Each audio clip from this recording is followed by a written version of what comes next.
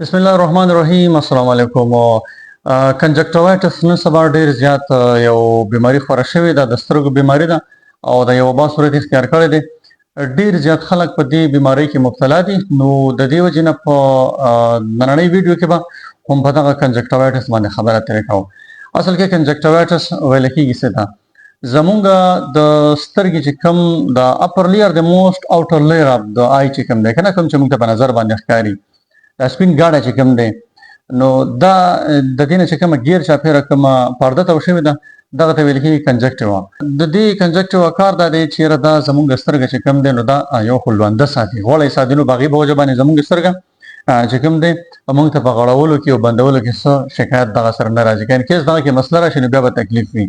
دویمه خبره دا ده چې د دې بل دا کار دی چې یاره دا زمونږ سترګه چې کوم د بهر نه چې کوم څه داسې خاشه وغیره شوله یا څه ډکره یا داسې فورن باډي چې کوم دی زمونږ بدن ته راځي یا زمونږ سترګې چې کوم دی هغه انفیکټ کوي، نو دغه نه بچ کوي.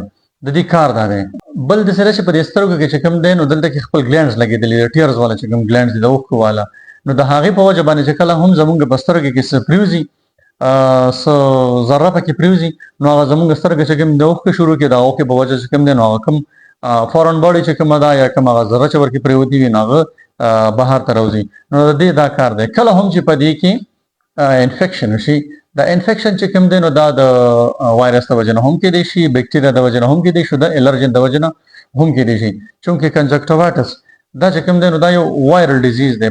زمونږ د سترګې چې کوم موسټ آوټر لیر اف د آی چې کوم دی، کله چې په دې کې انفیکشن وشي، د دې سره چې دننه کومه دا پرده ده په دې کې هم انفیکشن وشي، نو هغې سره بیا داسې تکلیف وي چېرې یو خو سترګه سوځي ډېره زیاته، بل چې کوم دی دې کې سویلنګ راشي، پړسوب پکې راځي، او بل اریټیشن هم ورکې فیل کېږي، داسې محسوسېږي چېرې دې کې څه پرېوتي دي، او بل چې کوم تکلیف نو درد هم ورسره کېږي د سترګو نه، ورسره اوښکې هم روانې وي. او که انکیس دا انفیکشن چې کوم دی دا کله ډېر زیات شي او بیا د هغې سره چې کوم دی میوکس هم خارجېږي، نو کله هغه حالت چې کله زمونږ د کنجکټیوا چې کومه لیر دی یا د سترګو چې کوم د بهر چې کوم پرده ده دا زخمی شي د څه وایرس د وجې نه یا د بکټیریا د وجې نه، نو دغه حالت ته کنجکټیوایټس ویل کېږي. اوس راځو په دې باندې خبره کوو چې دا بیماري دا کنجکټیوایټس چې دی دا د یو انسان نه بل انسان ته څنګه خورېږي. کله هم چې یو انسان ته کنجکټیوایټس وشي، د هغه سترګې خوږ شي، نو هغه سترګو له بار بار چې کله انسان ګوتې وړي که نه، او بیا دغه انسان د بل انسان سره ملو شي، هغه سره لاس ملاوي، نو د هغې په وجه باندې هم دا خورېدی شي. هغه بل کس چې کوم دی نو هغه ته دا بیماري لګېدی شي. بل د دې نه علاوه چې کوم دی یو کس ته چې دا بیماري شوي وي او هغه سنګلاس استعمالوي، عینکې استعمالوي، او هغه عینکې که چېرته بل یو عام کس راولي او هغه واچوي، نو دې سره هم دا بیماري خورېدی شي. بله وجه چې کومه ده نو کپړه یا تولیا چې هغه چاته دا بیماري شوي وي هغه استعمال کړي، او بیا بل یو کس راشي هغه کپړه استعمال کړي، هغه تولیا استعمال کړي، نو د هغې سره هم د دې د لګېدو چې کوم چانسز نو هغه سره ډېر زیات دي. یا د میک اپ چې کوم انسټرومنټ دي هغه یو کس ته چې کنجکټیوایټس شوي او هغه استعمال کړي او بیا هغه انسټرومنټ بل کس استعمال کړي، نو هغه ته هم دا شکایت راتلی شي. نو دا خو د دې سورس چې د کوم په وجه باندې دا بیماري د یو انسان نه بل انسان ته لګېدی شي یا خورېدی شي.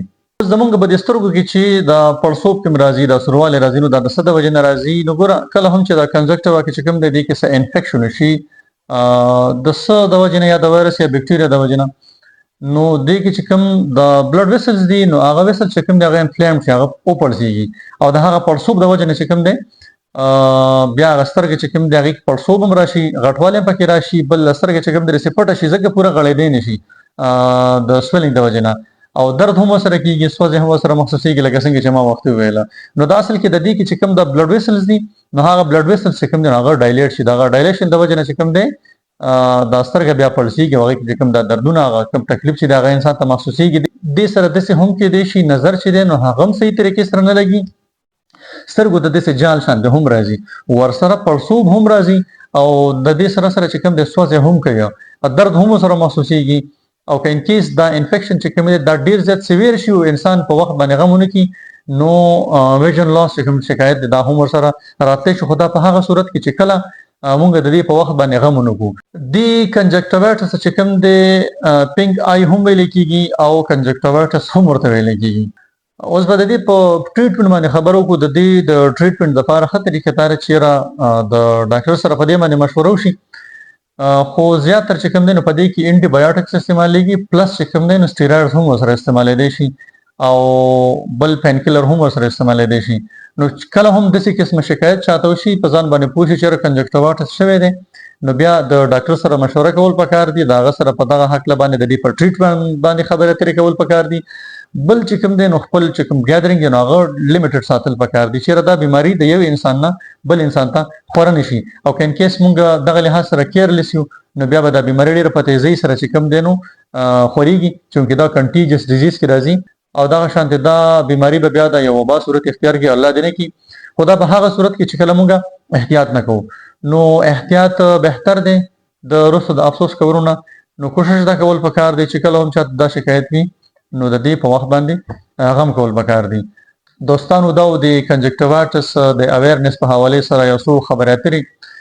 آی هوپ چې ان شاء الله تاسو به دا خبرې خوښ شي وي. کین کیس ویډیو مو خوښ شو چینل سبسکرایب کړئ، ویډیو لایک کړئ، شیر هم کړئ، کمنټ هم وکړئ.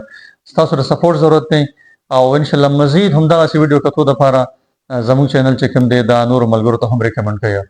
د خپل ځان او د خپل چاپیریال ډیر ځای خیال ساتئ، په خپل دعاګانو کې یاد ساتئ. السلام علیکم ورحمت الله.